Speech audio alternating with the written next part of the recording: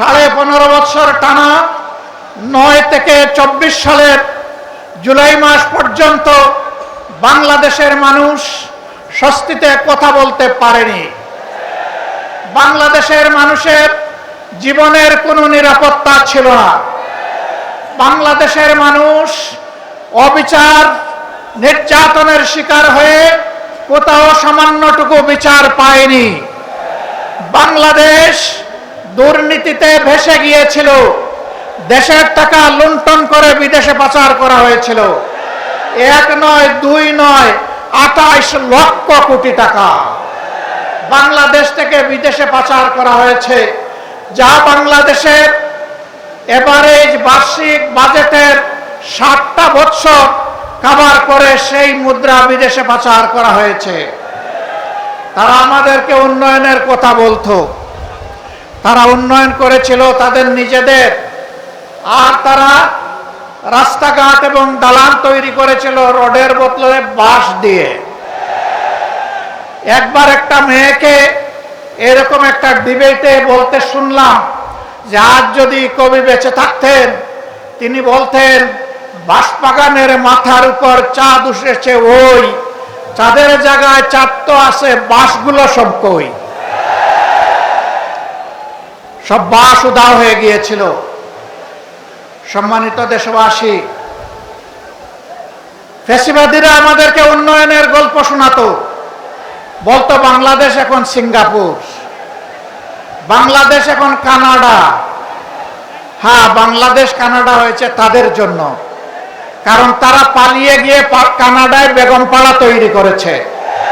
বাংলাদেশের টাকা ব্যাংকগুলা লুট করে ডাকাতি করে সিঙ্গাপুরে নিয়ে তারা ব্যবসা প্রতিষ্ঠান গড়ে তুলেছে।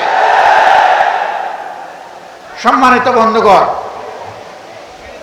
এই ফ্যাসিবাদ শুধু প্রতিপক্ষ রাজনৈতিক দলকে আঘাত করে নাই, তারা বড় আঘাত দিয়েছিল আলিম ওলামার উপর। হেফাজতে ইসলামের নেতারা সারা দেশে অন্যায়ের বিরুদ্ধে প্রতিবাদ করেছিলেন। আল্লাহ এবং আল্লাহ রসুলের বিরুদ্ধে কিছু সংখ্যক বেয়াদব প্রকাশ্যে চর্চা করেছিল। তাদের জবাব দেওয়ার জন্য শান্তিপূর্ণভাবে রাজধানীতে তারা একত্রিত হয়েছিলেন। 13 সালের 5ই মে সেখানে বর্বর হামলা চালিয়ে রাতের অন্ধকারে অসংখ্য মানুষকে খুন করা হয়েছিল। এতগুলো আলিম ওলামা, হুফাজে কেরাম, আইতাম, তাদেরকে হত্যা করার পর, খুন করার পর কুখ্যাত প্রধানমন্ত্রী বলেছিলেন কেউ মারা যায়নি, ওখানে লাল রঙের যে তরল পদার্থ দেখেছেন এটা মোল্লা মৌলবীরা কিছু রং ছিটিয়ে রেখেছিল। লজ্জা! মানুষ খুন করার পরে আবার মানুষের রক্ত নিয়ে উপহাস, এটাই ছিল তাদের বৈশিষ্ট্য। এরা রক্ত হাতে করে ক্ষমতায় এসেছিল, আর রক্তাক্ত হাত নিয়ে ক্ষমতা থেকে বিদায় নিয়েছে। তারা ক্ষমতায় এসেছিল 9 সালে ফেব্রুয়ারি মাসের 25 এবং 26 তারিখ ঢাকার পিলখানায় তৎকালীন প্যারামিলিটারি বিডিআর এর হেডকোয়ার্টারে 2 দিনে 57 জন প্রতিশ্রুতিশীল দেশপ্রেমিক চৌকস সামরিক অফিসারকে তারা হত্যা করার মাধ্যমে তাদের হত্যার অভিযান শুরু করেছিল। আর 24-এর গণবিপ্লবে ছাত্র, তরুণ, যুবক, কৃষক, শ্রমিক, মা বোনদের বুকে, ভাইদের বুকে, সন্তানদের বুকে গুলি চালিয়ে কাড়ি কাড়ি লাশ ফেলে দিয়ে যখন সামাল দিতে পারে নাই, তখন যারা বলেছিল অমুকের কন্যা দেশ ছেড়ে পালায় না, তারাই তখন তারা কি করেছিল? জমিন দিয়ে হাঁটার, গাড়ি চালিয়ে যাওয়ার সাহস তারা হারিয়ে ফেলেছিল। আমাদের দুঃখ লাগে, আমাদের গর্বিত সেনাবাহিনীকেও এই খুনের কাজে তারা ব্যবহার করার চেষ্টা করেছে। দেশের মানুষের জান, মাল, ইজ্জত, আবরুর পাহারাদার পুলিশের কর্মকর্তা এবং সদস্যবৃন্দকে এই উপকর্মে তারা ব্যবহার করার চেষ্টা করেছে। বিজিবিকে তারা এই উপকর্মে কাজে লাগানোর চেষ্টা করেছে। রাষ্ট্রের একটা প্রতিষ্ঠানকেও তারা ঠিক মতো দাঁড়াতে দেয়নি। বিচার বিভাগ ধ্বংস করেছে, নির্বাচন কমিশন ধ্বংস করেছে, দুর্নীতি দমন কমিশনকে বগলের নিচে নিয়েছে, মানবাধিকার কমিশনকে তাদের পকেটে ঢুকিয়ে ফেলেছে। এইভাবে দেশের সব কিছু তারা ধ্বংস করেছিল। ফ্যাসিবাদীরা বিদায় নিয়েছে, ফ্যাসিবাদ এখনো বিদায় নেয় নাই। আমরা পরিষ্কার বলতে চাই, ফ্যাসিবাদ কালো না লাল, কোন ফ্যাসিবাদকে আর বাংলার জমিনে বরদাস্ত করা হবে না ইনশাআল্লাহ। কেউ যদি ফ্যাসিবাদের ভাষায় আবার কথা বলেন, কেউ যদি আবার ফ্যাসিবাদীদের মতো আচরণ করেন, তারা কোন পথ খুঁজে পাবেন আমরা জানি না, কিন্তু আমরা তাদেরকে পরিষ্কারভাবে বলে দিতে চাই, বাংলার জমিনে এই দেশের আপামর ছাত্র তরুণ মেহনতি জনতা আর ফ্যাসিবাদকে বরদাস্ত করবে না।